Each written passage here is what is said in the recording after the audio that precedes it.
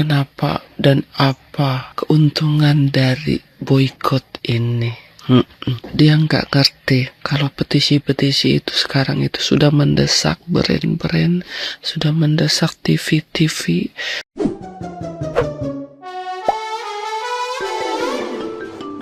Gelombang penolakan publik terhadap Sarwendah pasca konflik rumah tangganya dengan Ruben Onsu kini terdampak sangat fatal pada kelangsungan karir komersialnya.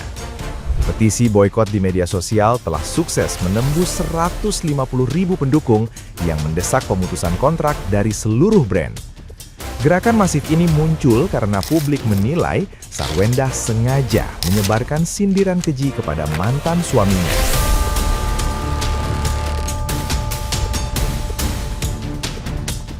Kehebohan aksi boykot massal yang melumpuhkan bisnis tersebut akhirnya turut memancing rasa penasaran dari Denny Sumargo. Melalui media sosial pribadinya, pria yang akrab disapa Densu itu mengaku terkejut baru menemukan petisi tersebut saat memantau media sosial. Ia langsung meminta penjelasan detail dari netizen yang berbakti mengenai awal kronologi konflik, sekaligus mempertanyakan kebenaran dari informasi miring yang terlanjur beredar luas.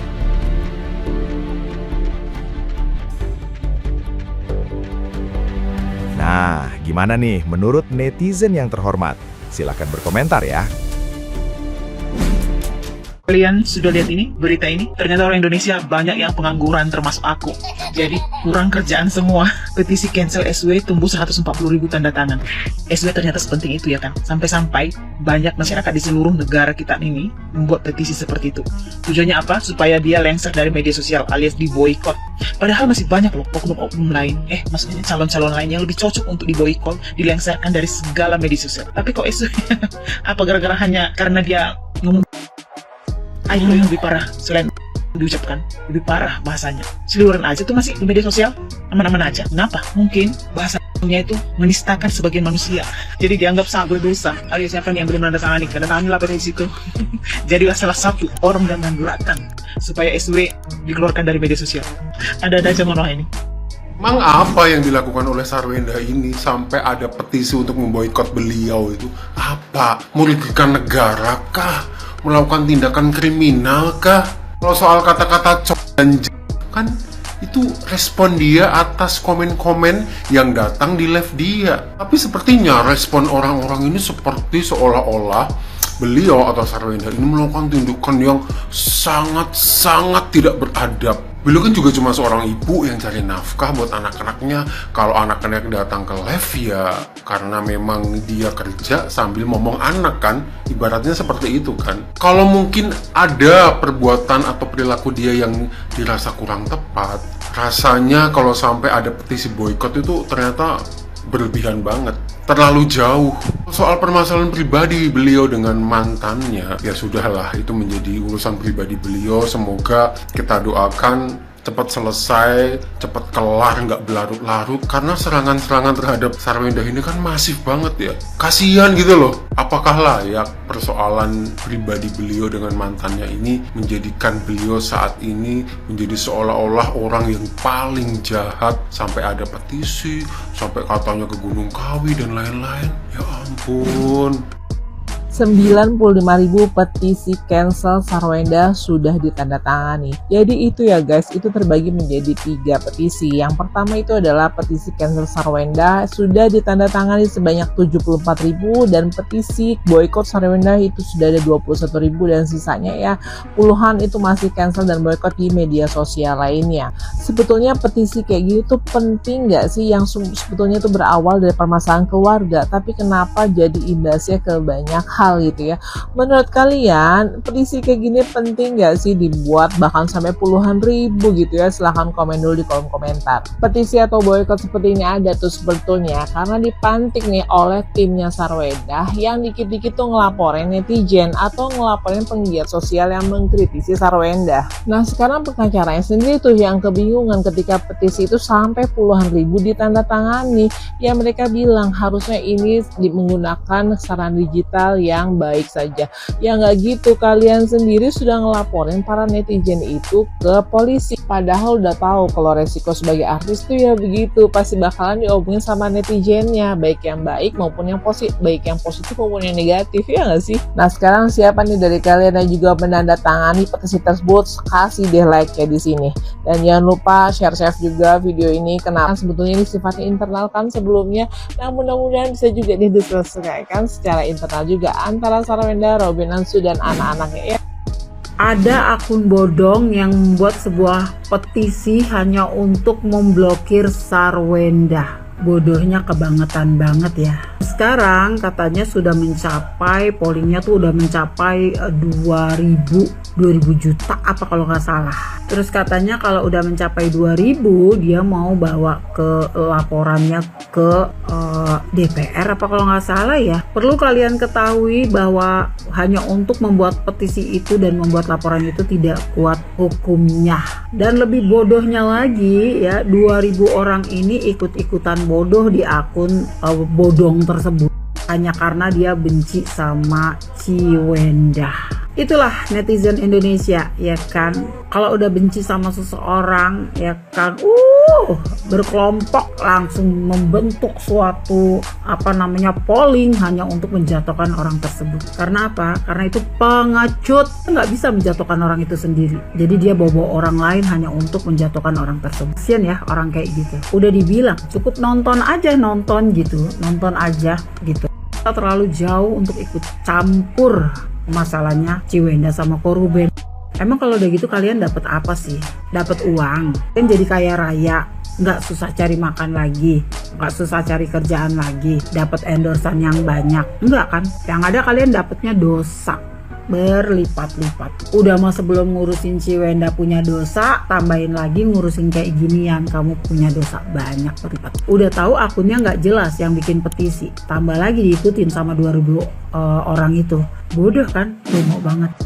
Ini banyak yang kurang paham pemboikotan, aksi boikot kepada Mbak SW. Ini sebenarnya adalah bentuk protes dari para netizen, di mana seorang SW melaporkan beberapa akun, di mana akun tersebut membahas tentang dirinya sesuai fakta, sesuai reality yang dipertontonkan. Ini yang dicurigai, yang dilaporkan oleh si SW ini adalah Bunda Tessa, terus kemarin itu ya, terus kemudian Bunda Emma, terus kemudian Dokter Lita Gading, terus kemudian ada Koko. Terus ini di sini setelah ada aksi yang pemboikotan, tiba-tiba saja Mbak SW dan kuasa hukumnya klarifikasi bahwa di sana yang disebutkan adalah nama-nama akun-akun yang tidak kita ketahui, yang tidak kita kenal. Jadi ini yang terjadi gitu loh. Dalam hal yang seperti ini, pemboikotan yang lagi viral ini sebenarnya bukan karena masalah tentang urusannya dengan Ruben Onsu, melainkan bentuk protes netizen ketika akun-akun yang dicurigai dilaporkan adalah beliau-beliau, mereka netizen bereaksi. Nah, ini nggak bisa disalahkan. Mau bagaimanapun, para kreator-kreator ini kan ya membahas apa yang dipertontonkan, salah satunya bahasa-bahasa dibasahi pakai liur, air liurmu. Nah itu kan bahasa-bahasa seperti itu kan sebenarnya nggak boleh juga. Jadi mbak kreator-kreator ini, bunda-bunda kreator ini, dan bukan berarti sama-sama perempuan kok nggak ada ini, kok nggak membela perempuan, bukan berarti sama-sama perempuan harus membela perempuan. Tetapi dalam hal ini apa yang sedang terjadi dilihat dulu, begitu. Salam cinta damai dari Kediri. Yuk mari. Ada Eda-Eda yang bilang gini, apa sih untungnya boikot itu? Kalian pikir itu kalian boikot itu terus itu ada gunanya, ada untungnya, ada imbasnya. Ini nih Eda-Eda yang otak udang, ya namanya juga sudah tua gitu ya, jadi dia nggak bisa berpikir sejauh mungkin. Kenapa dan apa keuntungan dari boikot ini? Dia nggak ngerti kalau petisi-petisi itu sekarang itu sudah mendesak brand-brand, sudah mendesak TV-TV agar si S, mukanya si S nggak dipakai lagi di mana-mana pun. Mereka nggak paham sejauh itu. itu. Ya kita maklumin aja kan. Maklum kan tugasnya mereka tuh emosi dan emosi aja. Jadi topik yang diangkat itu aja. Kasihan mereka. Petisi-petisi ini itu dibikin sama netizen, itu lebih ngeri loh. Kalau netizen sudah berpaling muka, memalingkan muka mereka untuk tidak lagi, ya kan, mau melihat yang namanya si S, perempuan haram jadah. Iya kan, itu imbasnya tuh luar biasa itu. Terus semua brand-brand pakai dia. Kalau seandainya netizen gak mau ngegubris, gak mau ngebeli, gak mau nonton, semua boikot dia, terus apanya yang bisa diandalkan dari si S? Kan gak ada itu.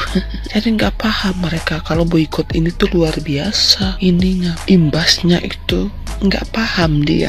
Sampai sekarang tetap digaungkan boikot itu.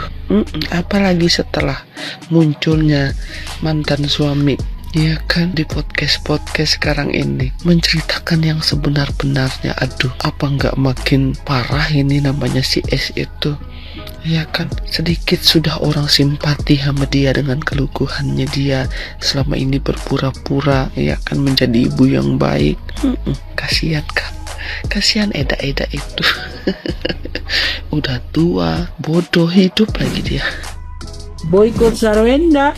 Oh no, guys, ini gue mau kasih tahu ya. Sekarang ada petisi untuk boykot Sarwenda. Nih, netizen udah mulai error ya, otaknya sudah mulai miring ya kan. Karena apa? Karena hujatan mereka tidak dibalas, julitan mereka tidak dibalas ya kan oleh Sarwenda, hanya dibalas dengan laporan polisi, sehingga membuat mereka tuh panas dan semakin panas ya kan. Aduh guys, khususnya ya buat ibu-ibu para pendukung Sarwenda ini gue kasih tahu ya, gak usah takut karena petisi itu tidak berkekuatan hukum ya kan. Sekarang saya tanya, yang melapor itu siapa?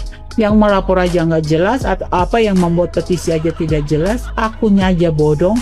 Terus yang tanda tangan tuh orang-orang goblok semua, akun-akun bodong lagi. Aduh, puluhan ribu guys, puluhan ribu orang Indonesia tuh otaknya on semua kayak gitu ya. Ya ampun. Hey, Sarwenda itu tidak merugikan siapa-siapa. Dia bukan pemain film, dia juga bukan pemain sinetron ya kan.